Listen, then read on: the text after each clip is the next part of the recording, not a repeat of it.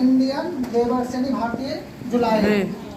सरोजिनी नायडू के द्वारा कंपोस्ट किया गया है।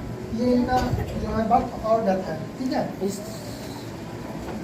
पोएम में आप देखिए इसमें 3 स्टेज में बांटा गया। एक तो बांटा गया है बर्थ में, और दूसरा मैरिज, डेथ, तीसरा क्या है, थर्ड ईयर, है ना। 3 स्टेज में 3 लेयर में इसको खत्म कर दिया गया है, जीवन को, है ना, फिनिश कर दिया गया है। तो एक स्टेंजा हम 1 बाय 1 स्टेप टू स्टेप जो हम देखेंगे इसमें। बेबर्स मतलब बुनना, बेबर्स में जुलाए, बेबिंग मतलब बुनना। जुलाए बुनते हैं, एट ब्रेक ऑफ डे का मतलब होता है सुबह सुबह जुलाए क्या बुनते हैं, है ना। यहाँ पे मतलब ये उठता है कि सुबह सुबह जुलाए क्या बुनते हैं, है ना। बुनते हैं तो क्या बुनते हैं। Why do you wear a garment so gay? है ना, तुम इतना चमकीला पोशाक क्यों बुनते हो। यहाँ पे कवित्री जी पूछ रही है, तुम इतना चमकीला पोशाक क्यों बुनते हो। Blue as the wings of a halcyon bird, यानी जंगली पक्षी के पंखों जैसा नीले रंग आकार का तुम क्या बुनते हो, वो ये चीज पूछ रही है वहाँ पे। तो वहाँ पे जुलाई आंसर दे रहे हैं ना, यहाँ पे आंसर कर दे रहे हो कि विवेक the robes of newborn child. हम एक विवेक हम बोलते हैं, द रोब्स मींस कपड़ा, न्यू बॉर्न यानी नए बच्चे के लिए, न्यू बॉर्न जो पैदा हुआ है रिसेंटली, है ना, चाइल्ड वाले बच्चे, यानी कि जो एक बच्चे के लिए जो है हम क्या बोलते हैं, कपड़ा बोलते हैं, है ना।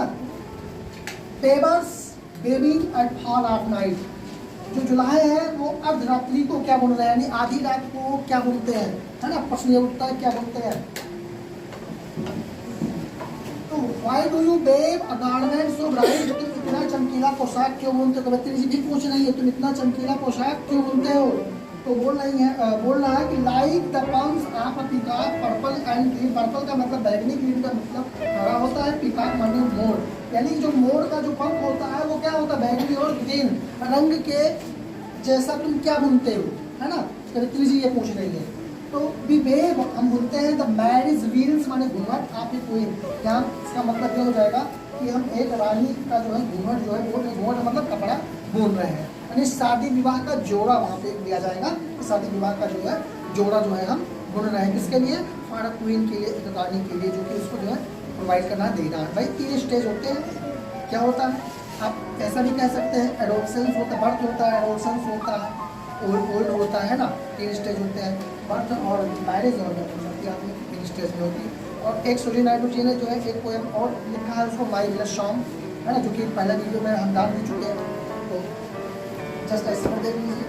बेबर्स बेबिंग, जुलाई घूम रहे हैं, सलमन एंड स्टिल, शांत और गंभीर होकर के, है ना, शांत और गंभीर होकर के अब यहाँ बोल रहे हैं, क्या बोल रहे हैं। तो जी आपका 3rd स्टेज चल रहा है ना, ये 1st स्टेज यहाँ है, ये आपका 2nd यहाँ पे होगा, ठीक है। What do you wear, तुम क्या बोलते हो। मून लाइट चिल, चिल का मतलब ठंड, ठंड चंद्रमा के प्रकाश में तुम क्या बोलते हो यहाँ पे। तो फिर जो है कवित्री जी पूछ रही है। White as feather and white as cloud, सफेद बादलों जैसा, सफेद पंखों जैसा तुम क्या बोल रहे हो, है ना, यानी क्या बोलते हो। यहाँ प्रेजेंट डिफरेंट टेंस, इधर प्रेजेंट डिफरेंट टेंस ही यूज किया गया इस स्टेंजा में। हम करेंगे बिबेर, हम बोलते हैं ये डेड मैंस, एक मरे हुए आदमी के लिए फंडल सॉल यानी कफन बोलते हैं, यानी कि हम जो है एक मरे हुए इसके लिए आदमी के लिए कफन बोलते हैं, जो आदमी का 3rd स्टेज होता है। जैसे आदमी का जब जन्म होता है तो दूसरा कपड़ा, है ना, छोटा मोटा कपड़ा बनते हैं, उसके बाद में मैरिज होती है, उसके लिए कपड़ा वो भी है।